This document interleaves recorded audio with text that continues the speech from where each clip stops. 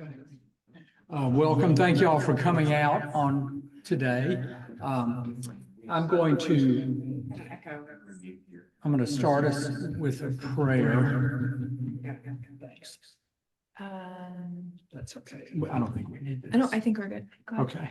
And then I'll introduce Catherine, who's going to introduce our speaker. So let us pray. Dear God, we have a long history of education in this country, both in the sense of just learning the basics of reading, writing, and arithmetic, those old-fashioned terms, but also in schools serving to be second homes and in many ways first homes for the vast numbers of children and youth who depend upon them and turn to them.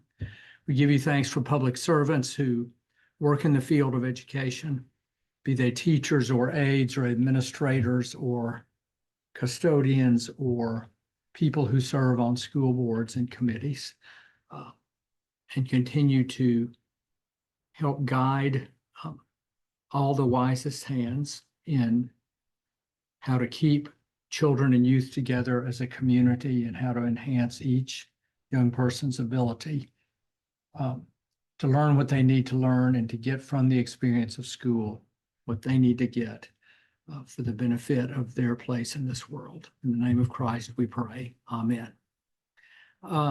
With that, I'm going to introduce Catherine Gunter, who I'm sure all of you all know. Catherine is about a 20-year member of the church who's had various roles, but she is most involved right now as the vice chair of our building committee. Steve Cloud is the chair and Catherine is the vice chair. And among the roles she has had on that has really been to be very involved as a parent, as a neighbor, and as a member of Westminster with the school board and the administration in their process of designing and getting community input and making decisions. And now at the beginning of their 2-year project of construction. So she's going to introduce our guest. All right, good morning. As part of introducing our speaker, Dr. Simpson Baird, I want to start by briefly introducing the school system that she helps to oversee, just for some context. So Alexandria City Public Schools serves over 16,300 students at 18 schools. There's one high school with multiple campuses. There are 2 middle schools, 2 K-8 schools, a preschool, and there are 12 elementary schools. So George Mason is one of 12. The student body is incredibly diverse by several measures. They're internationally diverse, coming from 118 countries and speaking 127 languages. 38% of them require English learner services. They're racially diverse. They're socioeconomically diverse. The city of Alexandria has a median household income over 50% above the federal average, but 47% of our ACPS students qualify for free or reduced lunches, reduced price meals. So this is a large, complex district, and it requires thoughtful, practical, and compassionate leadership. So with that context, I am honored to introduce one of those thoughtful, practical, compassionate leaders, Dr. Ashley Simpson Baird. Dr. Simpson Baird is a former classroom teacher and school administrator with a focus on English learners and students with special needs. She continues to be an education professional and is the founder and principal at Merit Research Policy and Evaluation, which is an educational research company that offers customized equity-focused solutions to schools and education support organizations. She is a parent of 3 kids at ACPS schools, 2 formerly of Westminster Weekday Preschool, and she is our neighbor. So we're excited to hear from Dr. Simpson Baird this morning about George Mason Elementary School and the project to modernize it. This is a project that has been in the works for I think over 5 years. But as you can maybe see out the windows of Westminster, it has sort of moved into a more active construction phase just in the last couple of months, and it will overlap with our own construction work. So thank you so much for joining us this morning to help us better understand what's going on next door. Dr. Simpson. Of course. Thank you, Catherine, and good morning, everyone. Can you hear me okay? Okay, perfect. Thank you so much for having me this morning. I really appreciate not just the invitation to come, but your genuine interest in this project. I know that you are neighbors with George Mason and many of you are part of this community. So I'm glad that we have the opportunity to come together and to learn more about the project and get any of your questions answered. Can they see Yeah, I'm gonna get that. my, okay, great. There we go. So thank you for the lovely intro. That was way better than I would have introduced myself. But just a few things to highlight. As Catherine said, I am a member of the Alexandria City School Board. We are a board of 9 school board members who are elected every 3 years. I was first elected in 2021 and re-elected last year in 2024. I'm chair of our governance committee, so that means I oversee all of our policy and legislative affairs work, which is vitally important to our school district at this time. As Catherine mentioned, I also have 3 children who are all in ACPS. They all go to George Mason. They're in 1st, 3rd, and 5th grade.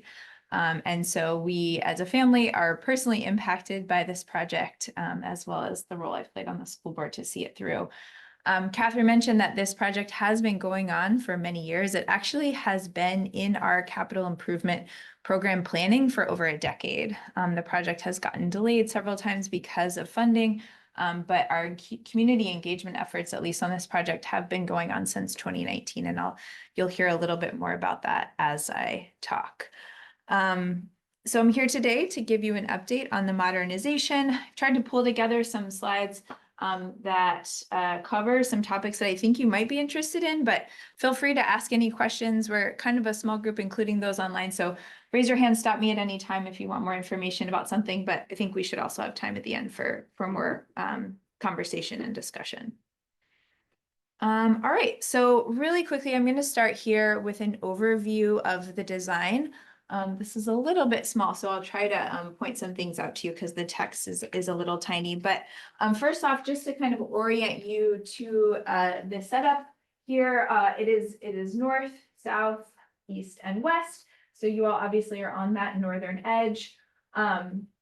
This is a schematic of the overlay of the whole property. So I'm going to talk about it sort of from west to east or left to right, so you can see what's going on and note some of the changes. So right here is Cameron Mills Road, and there are a few important. Sorry. Oh, no worries. There are a few important changes that I want to highlight for you here because this will impact the community and how things function. So first off, here on Cameron Mills, it might be a little hard to see, but right here, something that's going to be new is a curb cutout for the buses to pull in. So if you've ever come by George Mason, not right now because all the kids are at the swing space, but if you've come by previously in the morning hours or afternoon during drop off and pickup, it gets very backed up and it's honestly not a very safe situation.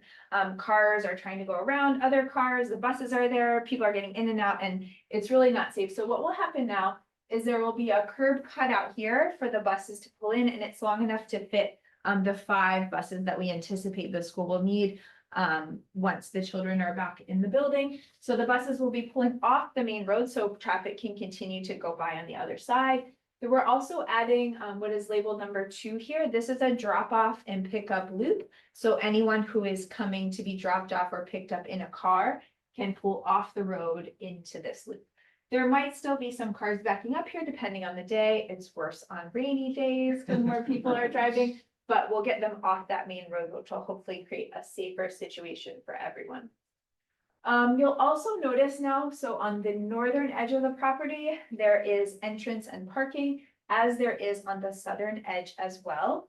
This northern entrance, there will be parking spots there. I know they're not labeled on the schematic, but there will be parking there.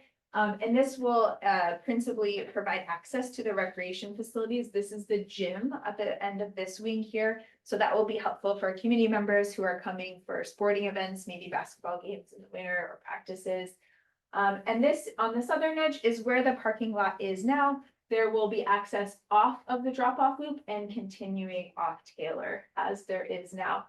This parking lot will also have access to this end of this wing is the cafeteria. So this is where all of the deliveries and pickups, trash, those sort of things will occur for the building. Speaking about the shape of the building specifically, so what has the number 1 right here, that indicates the front entrance to the school. And through those initial community meetings that started back in 2019, the community really stated over and over again how they wanted to maintain the historic frontage on the school. So what I'm talking about is the front 2 stories that are all brick and those kind of pentagonal, octagonal wings that are off of each of the front. So those will stay. That is, this bar right here. They will obviously be renovated and modernized on the inside, but the exterior will stay the same. So it will maintain sort of the historic facade and kind of the character of many brick structures in the neighborhood. Off of that main frontage, it sort of makes the shape of an A or an A laying on its side. Both of these bars that make the long parts of the A are have all the classrooms in them. As I mentioned previously, this is a 2-story cafeteria, 2-story cafeteria. This is a 2-story gym. And then the cut across here is the 2-story library, and the whole eastern facing wall is a big glass 2-story window, which you can see in some other photos or renderings I'll show you momentarily, but it's really pretty. 3 and 4 right here creates an interior courtyard. This will have outdoor classroom as well as some small recreation spaces to use for educational purposes. And then on the back edge of the building here, the A sort of hugs the playground and courtyard area. Here there will be 2 types of playgrounds, one for smaller children, one for older children. There will also be a basketball hoop and a small artificial turf surface. This red hatched line, that is showing where there will be a fence around the playground. This fencing is consistent with our educational specifications and safety measures that we have for all of our schools to ensure a level of safety during the school day. As all of our facilities operate now, the playground and recreational facilities are not accessible to the public while school is in session, but the gates are open and unlocked during the rest of the time for public use. There will also be many site modifications and improvements to the rest of the property. So this includes many of the pedestrian paths that go around the building. There's a nice, if you haven't been out there, sort of a loop that goes around the back that's nice for walking. Those surfaces are very old. There's a lot of roots sort of popping up. So those will be, many of them made wider and flattened for better use. There will also be stormwater improvements. If you've ever been out there on a very rainy day, the field gets very soggy, lots of mud. So there will be improved drainage there. The city of Alexandria has an ordinance that all new city buildings be built to be net zero. That means that they are not consuming more energy than they are producing. So this school will be built with geothermal wells underneath the backfield. That's part of the reason it is all fenced off now, because there will be drilling very deep wells to access geothermal energy, which will be a primary heating source and power source for the school. There will be one baseball field that is maintained, and it will have that. This is the orientation of one of the fields now, and that will be maintained. This parking lot, which is right next to the tennis courts, will be resurfaced and have designated parking. The tennis court that is there now will also be resurfaced and will have markings for both tennis and pickleball. And overall on this site, there is going to be, I want to say, I should have brought the number. I think it's a 30% improvement in the tree canopy. So some trees will need to be removed to do the development, but any tree that is removed is being replaced by at least 1, oftentimes 2 trees. So the tree canopy will improve overall. I'm going to pause there because that's a ton of information. I have more slides and more detail on this, but any questions or comments about the general design? Yeah.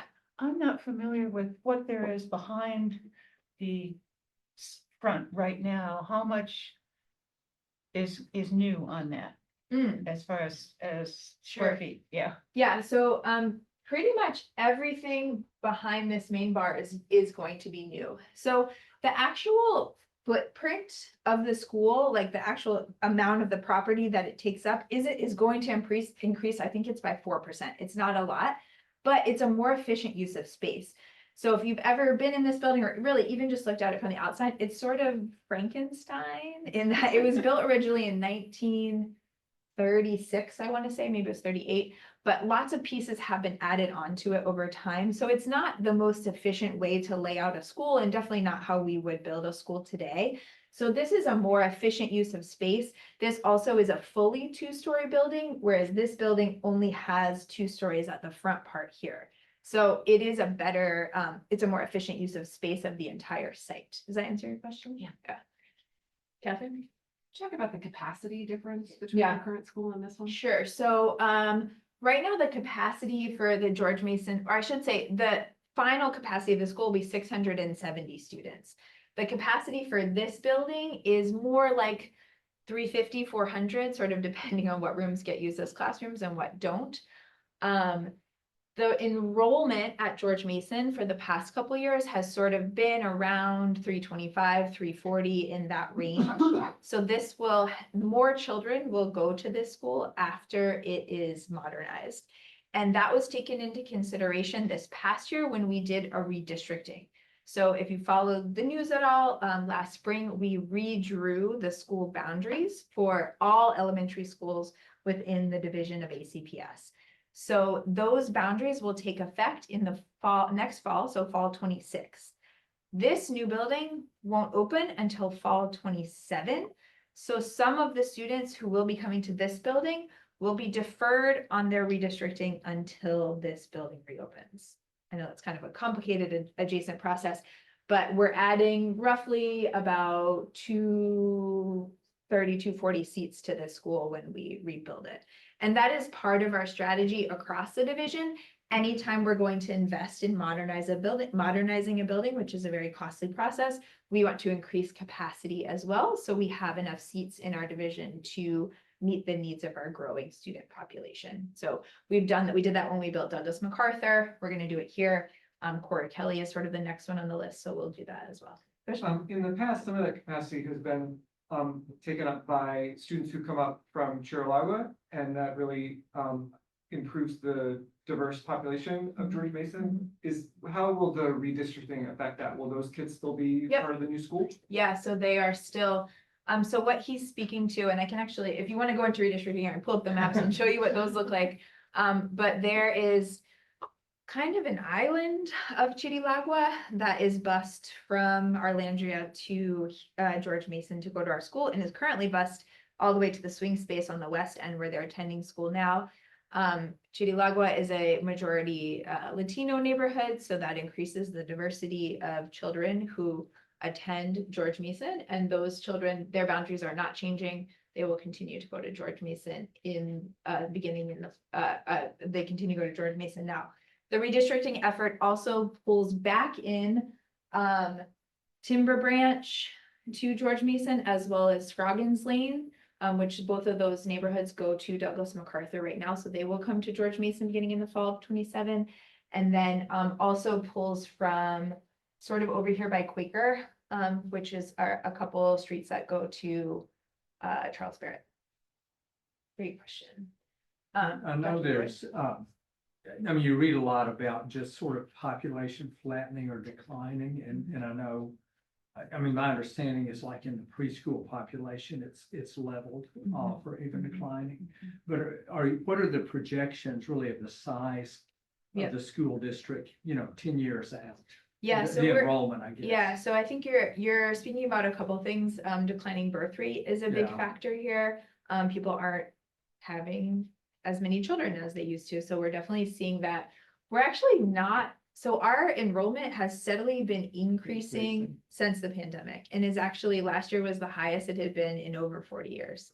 And so it is continuing to go up, but we are projecting sort of 5 to 7 years out that we will start to see a plateau, and our projections are amazingly accurate. There's a complex process that goes into that, but we sort of look at them every year, and they are all within about 5% of where, I think even less than that, it might be like 2 to 3% of where we expect them to be, even multiple years out.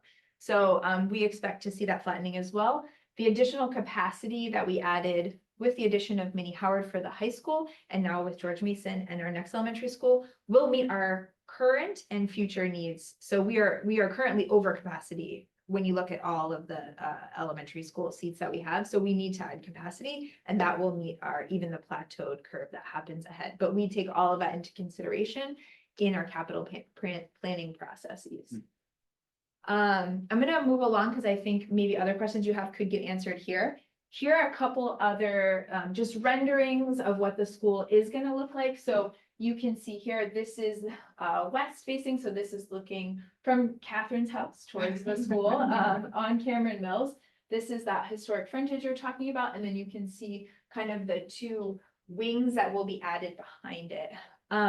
This was also sort of, this question comes up a lot, but like a lot of people said, oh, why didn't you make it a 3-story building or a 4-story building? This main maintenance of the historic frontage, while the community said they really wanted it, it was a limiting factor in the design. So, right, this is a small 2-story. This is like almost like a story and a half because of the pitched roofs here. If we had made this 3-4 stories, those wings would have towered above this frontage. So we maintained the 2 stories for that reason, for sort of that aesthetic purpose, but also because there will be solar panels on this building and we need a certain square footage on the roof to keep all of those solar panels. So that was another necessary component. Additional renderings, sort of looking from the east side, so looking back out to the woods and the courtyard. You can see here, this is where those 2 wings come out. You can see the cutout for the A where the courtyard is and the playground spaces. You can even sort of see that 2-story glass wall in the library that I was referring to. These sort of leaf-like structures that you see they provide shade. They actually can move. They're mechanical leaves that can provide additional shade. Since this is east facing and we'll get sun in the morning, they can actually move the leaves to create more shade in the area, which is really cool because part of the net zero design standards, this is really talking out of my wheelhouse, so I might butcher this a little bit, but having a certain level of passive solar into the building is required, but that can also produce glare when there is too much. So they have the leaves there to provide to reduce the glare when needed. And so, yeah, you can also see where that baseball diamond will be. Over here is where the artificial turf surface will be. And then the basketball court will be over here. Some additional kind of FAQs that we get a lot. The fence around the play areas will be a 6-foot black metal fence, but you can see through it. So visually you will be able to see the playground areas. This is consistent with any of our other playgrounds. If you drive by Mount Vernon or Douglas MacArthur or anything that has had an upgrade in the last 5 years, they also have the same 6-foot fence. I mentioned this previously, but community access to the play areas in the field is restricted during the school days because they're for educational purposes, but are open to the public outside of school hours.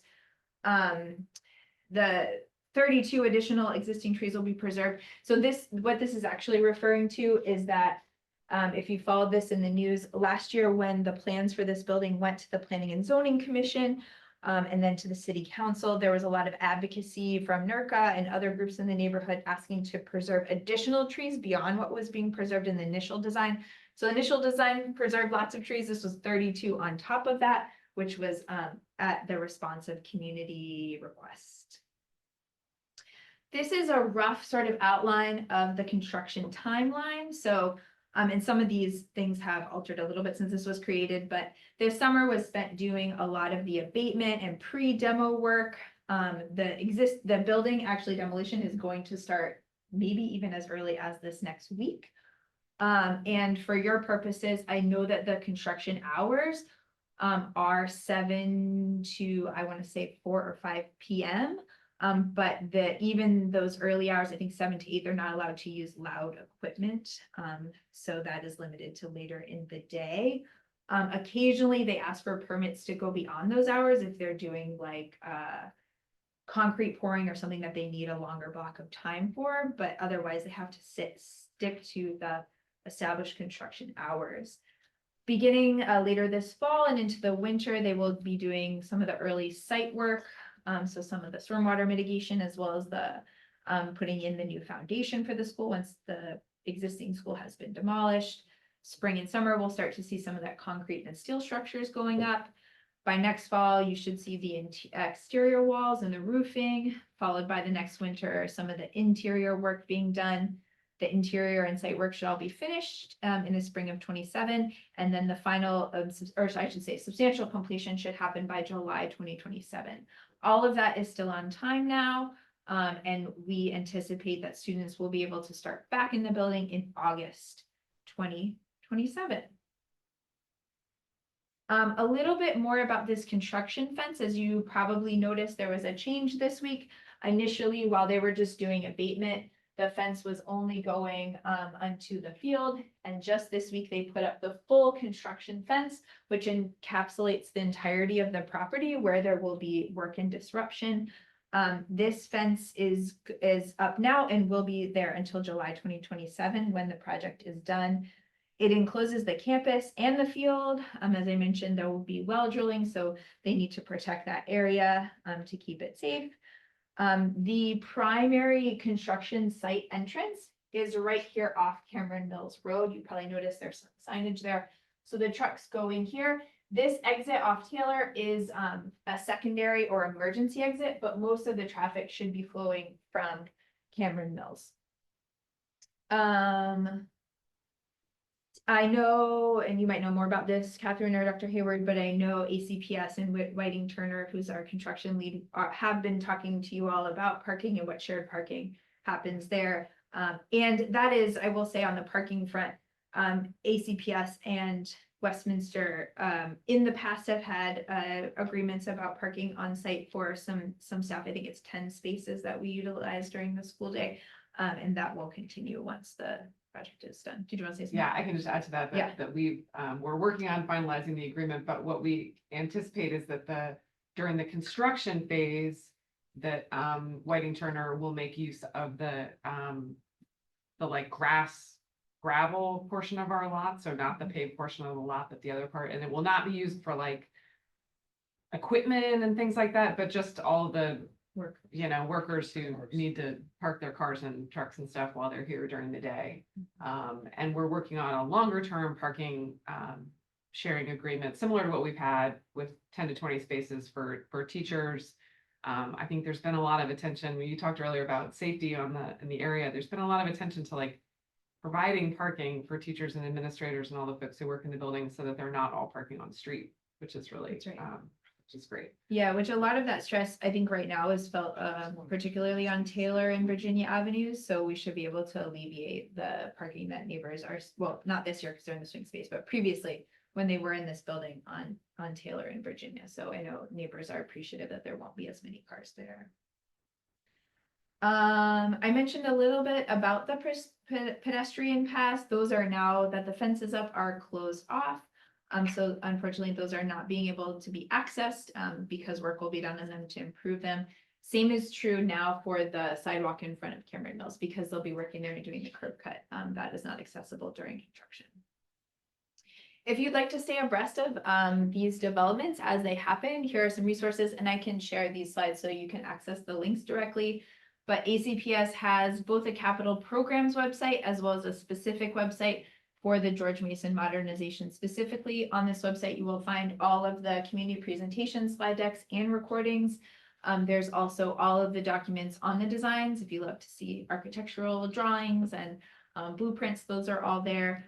There's also timelines and renderings of the project as well. If you'd like to get email updates, you can sign up for the Capital Improvement Program newsletter. That's a link to ACPS website, and then you'll just get an email update. They usually come about once a month with updates on the project and how it's progressing. There's also going to be,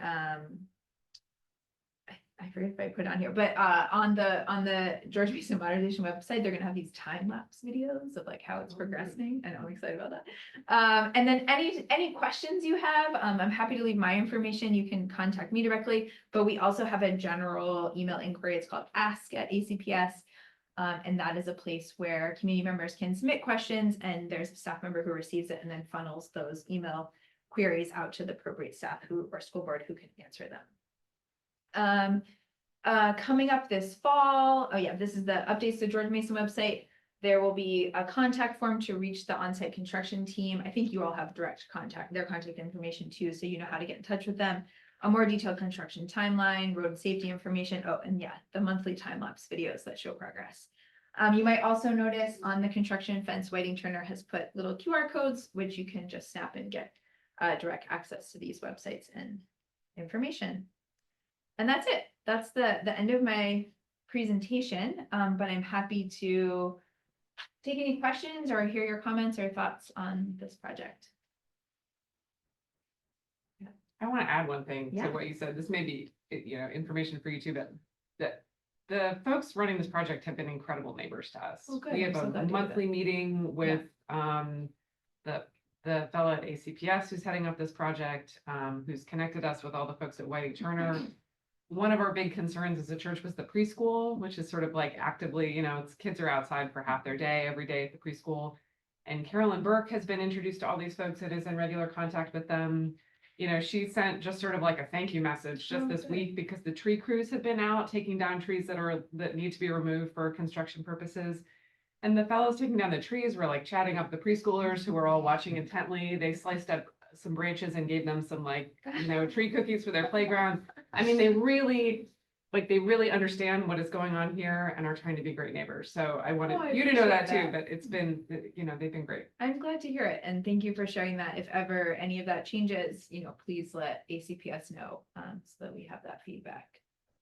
Catherine, can you do a little, just informational about the columbarium and the connection to Yes, sorry, Dave just mentioned that in my ear as well. So when you were talking about parking, one of the conversations we've had about parking is also, that we don't use our parking lot that much, between 7 a.m. and 3 p.m. on school days, but also we do use it on weekends and things like that. So the parking that will be adjacent to the Westminster property is parking that ACPS is happy for us to use on Sunday mornings.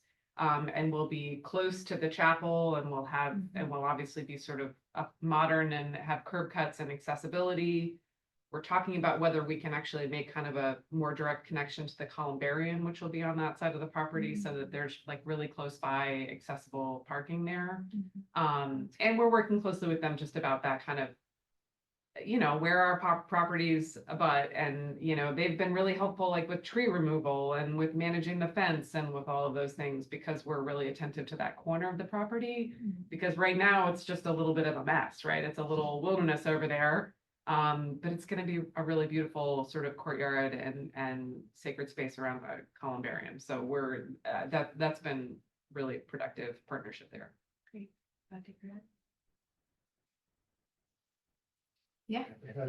Well, I mean, this is not very related to the construction itself, but Eric and I volunteered with the youth group and there was some debate about what the swing space is. Yeah. Could you clarify where Sure. it's currently on? Absolutely. So in 2021, ACPS purchased a building on the west end. The address is 1703 North Beauregard Street. It is right next to the Ferdinand T. Day campus, which is another elementary school in our school division. This is a building, it's a 4-story building that was previously office spaces. And we purchased that building and converted it into a fully functional school. So we've talked a lot about maybe we shouldn't call it swing space anymore. That's what it is, and it's serving the purpose during the modernization, but it is a school. You walk in, it feels like a school. There's a cafeteria and a library and a gym and beautiful classroom spaces with big windows. And for my family and many of the families who go to George Mason, just going to that building was a dramatic improvement because this building is quite old. It has an older feel to it. And that is a fully modern, new, beautiful building. The bathroom doors open all on their own without you touching anything. My kids were very impressed by that. And it is right on the edge of the Winkler Botanical Preserve. So it has these big floor to ceiling windows where you can look out on this beautiful forest. And so it is a school. It is a school that is temporarily housing George Mason Elementary School for these 2 years. And our current plan is after this building is complete and the students move back in, then it will house the students from Cora Kelly while the modernization of their school is improved. We have not made final decisions about the future use of that building further along, but we do talk about it a lot, especially as we go through our capital planning processes. It could be an elementary school in the future. It could be used for central office space. It could be used for, we've talked about maybe converting it to a site for our alternative and adult education programs. We also are in conversation right now about meeting our middle school capacity needs. So there are many possibilities, but that is an asset. It's a resource that will continue to be within ACPS and will continue to be utilized beyond. So right now we're talking about 20, 30 plus.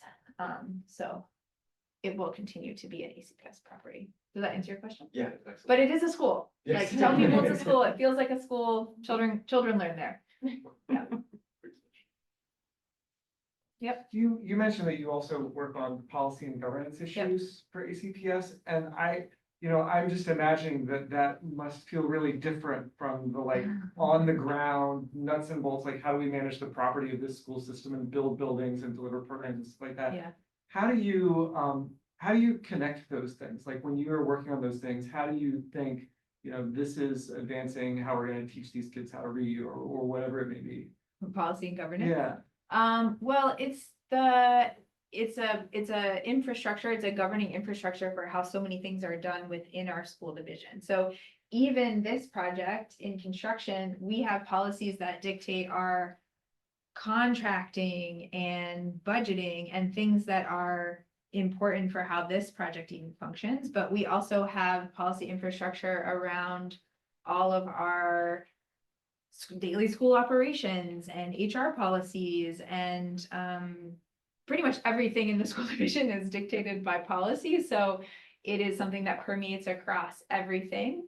But it's all connected under this goal of nurturing, educating, and inspiring our children. And so the buildings are a huge part of that. Our personnel is a huge part of that. The funding that we get, and that sort of touches on our legislative work, is all part of meeting the need to educate, nurture, and inspire students. So my work as chair of the governance committee, so the board has to approve all of the policies for ACPS. So all of those policies, as we are drafting and revising them, come through my committee before they go to the full board. So myself and the two other board members who are on that committee have sort of a bigger role to play in inputting on the policies as they come up from staff with their suggestions.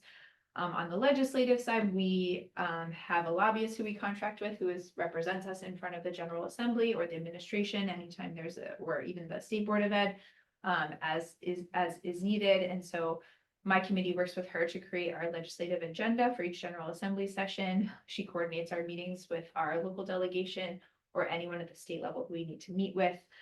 We are about to actually on this Thursday have a work session on our legislative package for the next General Assembly session. So we'll be talking a lot about the state funding formula, the accountability system, preserving education for English learners in our state, and many other issues that impact our schools. So if you really want to get wonky, I love talking about funding formulas. Virginia is really ripe and ready for a change for the way that we fund schools. We currently fund schools through a staffing-based funding formula. Many other states use a per pupil or a student-based funding formula, which is, in my opinion, a better way to direct resources to the students with most need. And so we are advocating for some of those changes at the state level to better fund our schools in Alexandria and statewide. Yes, sir. The size of these schools, I just find amazing based on what it was when I was growing up. Yeah. So what is the average classroom size at like this elementary school?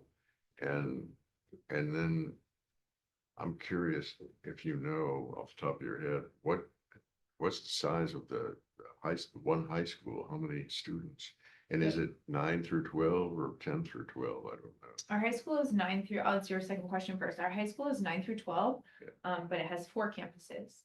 So you've probably seen the largest campus, which is right there on King Street, our King Street campus. We also, last school year, opened the Mini Howard campus, which also houses high school classes. And then we have what's called our satellite campus, which is housed at central office. Those are students who are learning in some virtual capacity. So might be doing a lot of online classes, either for personal reasons or because they're taking really specialized coursework that they're only able to access virtually. And then we have our Chance for Change Academy, which is an alternative education setting for students who might be working through the justice system on issues and for whatever reason need an alternative placement rather than the main school while they are learning. And then ACPS also operates the educational programs at the Northern Virginia Juvenile Detention Center. So we operate high school classes there as well. So all of that is under the high school, and across all of those 5 campuses, we have 4,700 students. So yes, it is quite large, and I feel that. So personally, I grew up here in Fairfax County. I went to Lake Braddock Secondary School, and when I was in high school, that was the largest high school in the state at over 4,000 students, and AC has surpassed that. And I can totally understand people say all the time, that's bigger than some colleges, that's bigger than that. I would say the incredible advantage that we have by having one campus on a very large high school is because of the number of students there and the resources we can put into that school, we can offer a very wide array of educational programmings. We have been working on a academies model over the last 2 years, which offers increased career and technical education programming for our students.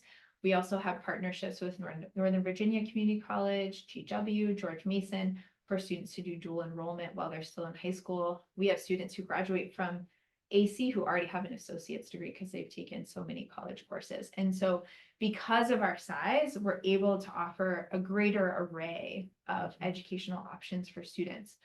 Well, we are also able to educate every high school learner in the city of Alexandria who wants to go here, which is how we get students from 100 and what did you say, 18 countries who speak 127 languages, Yeah. all in one school building. So my children who live here in Northridge get to go to school with students who maybe were born in Afghanistan or El Salvador, or come from backgrounds whose lives look different than their own. And to me, that's an asset for my community and the understanding that my children will have when they graduate from our school. On the elementary school side, when we do our budgeting every year, we use planning factors for our classroom sizes. So we say for kindergarten, we want to strive for every kindergarten class to have 22 students with 1 teacher and 1 instructional assistant. For 1st through 3rd grade, that number is 24. 4th and 5th, it's 22, 24, 26. So we use those planning factors for staffing purposes, and that's what our buildings are built around to ensure that we have enough classrooms. That's what we strive for. Of course, the students that actually enroll and show up might be a little bit different. So you will see some schools that are a little lower than that, some that are a little higher. So our enrollment is audited or cut, or not, it's not cut off, but our numbers are solidified for the year September 30th. So in the coming weeks, we will receive a report that has our classroom averages for this year, our final enrollment counts at all of our schools. So we will have updated 25, 26 numbers in the coming weeks for those purposes. But we strive for 22, 24, 26 at the elementary. Thank you. That's a very comprehensive answer. All right, it's my job. You really know. So they pay me the big bucks for it. You really know it. Yes. Other questions, sir? Yeah, thanks first for taking a sacred Sunday morning off and sleeping in. There's or nowhere whatever- else I'd rather be. Whatever you I was would normally be doing. 8 a.m. I was on the soccer sideline, and we'll be going to flag football from here and baseball later in the day. Nice. Those are my hours. Average parenting Yeah. weekend. I was doing a mental scan of all the elementary schools in AC. And I think Westminster is the only one that, it's the only, George Mason's the only school with Right a next church right next to it. Would that be fair? And even if it's not, my question still stands, but I'm Sure. wondering if, I can't think of another. Yeah. How can the church be a good neighbor to the school in and beyond parking? Because what would, in your sense as a neighbor of the school yourself, but what would make a good neighbor from the church? to the Yeah. school? That's a great question. Thank you so much. I think having open and clear communication is really helpful. We don't know that something is a problem or a challenge if we don't know that it exists. So having those relationships where we can clearly communicate with one another is really helpful. We also have lots of volunteer opportunities in our schools, and you can go to the ACPS website and go through the process to become a registered volunteer. These can include things like being a reading tutor through the Alexandria Tutoring Consortium. We have just opportunities for sort of one-offs when we need folks to say, be a judge at the science fair or help set up with the book fair. Those opportunities abound. So if you have time and energy and are interested in doing work closer to our staff and students, we have lots of opportunities there. If you live in Alexandria, you pay taxes and you are contributing in that way as well. And we are so grateful for that support. And I think, I appreciate anyone's advocacy around our schools. And so speaking up about the quality of our schools and the great things that we offer, I think unfortunately in Alexandria, we fight a lot of historical notions about public education and who it's for and maybe historical ideas about quality, but we have some really great schools in Alexandria and are doing incredible work for students from a variety of backgrounds. And I'm immensely proud of that. And I love to hear community members talk about that as well. Sorry. We are the emergency. If there's a lockdown, Sure. The kids will come over here. Yep. So- Yeah. so. Yeah, that's it. That's really helpful as well. So what he's talking about is for all of our schools, we have emergency response plans. So if there is a fire, a natural disaster, God forbid, an active shooter or other safety concern, and we need to evacuate students quickly, we have like reconvening points. And so I think, yes, you all and Trinity are those points depending on what the issue is. If they need to get further away, they go to Trinity. So students practice those drills at the start of the school year. So you might see them kind of coming onto the property for those purposes. Thanks for that reminder. Do you know, or do you know, or does the school board know how many students in Alexandria, in the school district that would be eligible to be in public schools here, or in private schools? Do y'all have a way of tracking that? So that's not data that we regularly report on. We could look at census numbers and figure out the difference. I don't know what it is off the top of my head. Okay. Yes. Actually, would love to talk about funding formulas. Yeah. Oh my gosh, bring it. Woman after my own heart. So I'm from the Hampton Roads area originally, and it's a huge issue where I'm from because there's huge inequities from I'm from the York County School District, but obviously neighbors Newport News and Hampton, which had vastly different schooling experiences that I was lucky to have. And I remember it was back in the 2018 or 2019 general session where this topic came up from a delegate from Newport News, and of course failed. I guess I'm curious because it's been a while since I've checked on this. What's the pulse reading on the assembly? Is this something that's gathering momentum? I'm sure the Northern Virginia Coalition's probably aligned on this, but where's the rest of the state?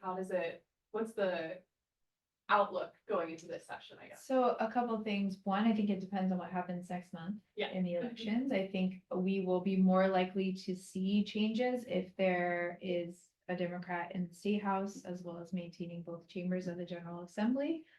It's just easier to get things done when one party is in control. So I think that will be a factor. Something that plays into this is 3 years ago, JLARC, the Joint Legislative something Review Committee, which is basically the research arm of the General Assembly, did a big study on Virginia's school funding formula and made a lot of recommendations on how it could be improved and how it could target more resources to areas like the communities you're talking about that have greater need. And so pieces of that have come about through legislation or budgetary changes in the years since, but it hasn't tackled some of the larger recommendations around shifting to a student-based funding formula or any of those things. I think we're more likely to see something with political change next month. Also, it takes more money. If you want more resources, you have to have more resources to work with in the first place. And as I'm sure many of you know, it's an incredibly challenging time for that, given what's happening federally. And particularly in this area, we will be impacted because we have so many federal workers who are here who might have recently lost their jobs or right now aren't even being paid. So that impacts our local tax base as well, both for our local budget and what we send to the state. One of the aspects that people sort of point to is what's called our local composite index in the state of Virginia, or LCI. This is a formula that was established in the 1970s that looks at a community's ability, basically a community's profile of its real estate values, and uses that to determine what portion the locality will pay, and what portion the state will pay in terms, I'm getting really wonky, in terms of the school budgets. And so here in Alexandria, our LCI, our local composite index, is an 80-20.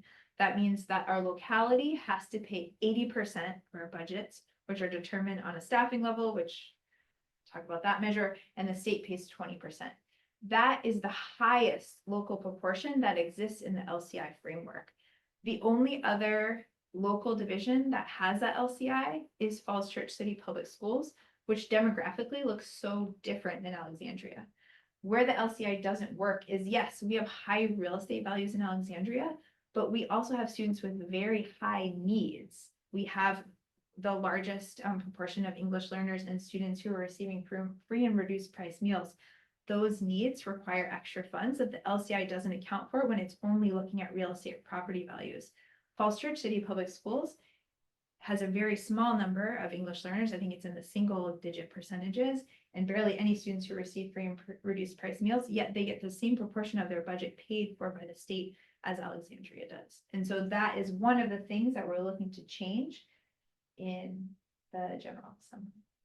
Does that answer your question? Yeah, that's really good. I can send you many other documents to look at if you're curious about this, but this is like a thing I'm so passionate about, and something that I'm not going to be on the school board forever, but this is an issue that I would love to see some movement on, because it's so critically important to ensuring that we have the resources to continue to adequately educate our students for many years to come. So this is something I work on a lot and talk to our state delegation about on a regular basis, because it is so important. But as I started to say before, to be able to better fund our schools, we need more money to do it.